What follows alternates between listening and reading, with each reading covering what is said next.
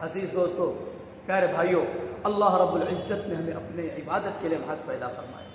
ہمیں اللہ کی عبادت کرنا ہے۔ اب ہم یہ نہیں کہتے، یہ اللہ رب العزت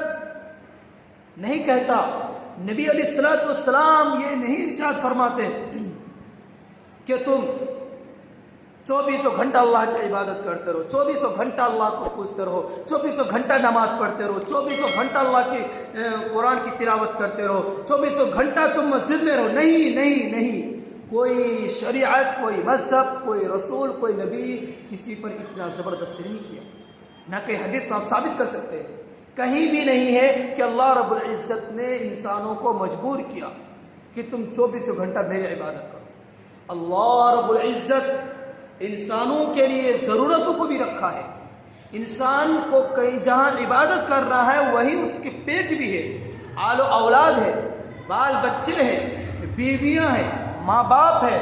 بھائی بہن ہے، سب چیزیں دیکھنا ہے۔ میرا کہنے کا مقصد یہ ہے کہ اللہ رب العزت نے انسانوں کو 24 گھنٹہ سونپا کہ 24 گھنٹہ ہے، رات کے 12 گھنٹے، دن کے 12 گھنٹے، 24 گھنٹے ہو گئے۔ 24 گھنٹوں میں سے کچھ وقت مخصوص نکالو جس میں اللہ رب العزت کی عبادت کے لیے خاص کر دو، اور کچھ وقت کو نکالو جس میں اپنے دین کے اوپر خرچ کرنے کے لیے، اپنے آپ پر خرچ کرنے کے لیے، اپنے والدین پر خرچ کرنے کے لیے، اپنے آل اولاد پر خرچ کرنے کے لیے آپ کچھ کماؤ، زندگی گزارنے کے لیے کوئی راستہ نکالو۔ قرآن شریف میں اللہ رب العزت ارشاد فرماتا ہے وَجَعَلْنَا النَّهَارَ مَعَاشًا، اور ہم نے تمہارے لیے دن کو زندگی گزارنے کے لیے، اور معاش یعنی زندگی گزارنے کے لیے ہمیں تمہارے لیے بنایا ہے کہ تم زندگی گزارو کے لیے، تو اس زندگی گزارنے کے لیے سبب اختیار کرو۔ وَجَعَلْنَا النَّهَارَ مَعَاشًا، اور ہم نے تمہارے لیے دن کو زندگی گزارنے کا سبب بنایا، یعنی تم زندگی گزارو گے تو کماؤ گے، جبھی تو کچھ کھاؤ گے پیو گے۔ اس لیے اللہ رب العزت نے دن کا آدھا حصہ اللہ رب العزت نے آپ کو زندگی گزارنے کے لیے دیا،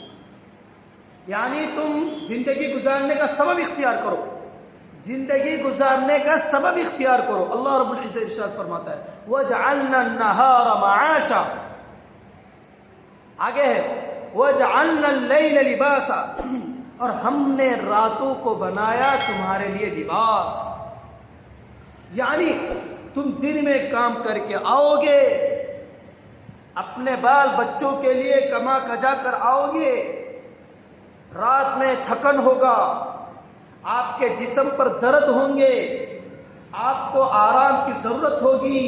تو ہم نے تمہارے لیے راتوں کو بنایا۔ وَجَعَلْنَا اللَّيْلَ لِبَاسًا، کہ تمہارے لیے راتوں کو لباس بنایا، یعنی تمہاری راحت کا سامان بنایا، تاکہ تم آؤ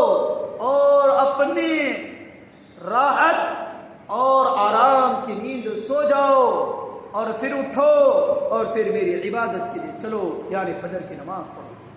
میں نے ابھی بتایا کہ اللہ رب العزت نے دن کو بنایا زندگی گزارنے کا سبب اختیار کرنے کے لیے، یعنی کام کاج کے لیے، لیکن آدھا دن جو باقی یعنی ظہر سے لے کر کے عشاء تک اللہ نے بتایا یہ 4 وقت ابھی ہے، یہ 4 وقت مجھے دے دو۔ کیا کہتا ہے اللہ رب العزت کہ میں نے تمہیں 12 گھنٹے دیے، 7 گھنٹے کام کرو، پھر 7 گھنٹے کام کرنے کے بعد ظہر کے ٹائم میرے پاس آؤ،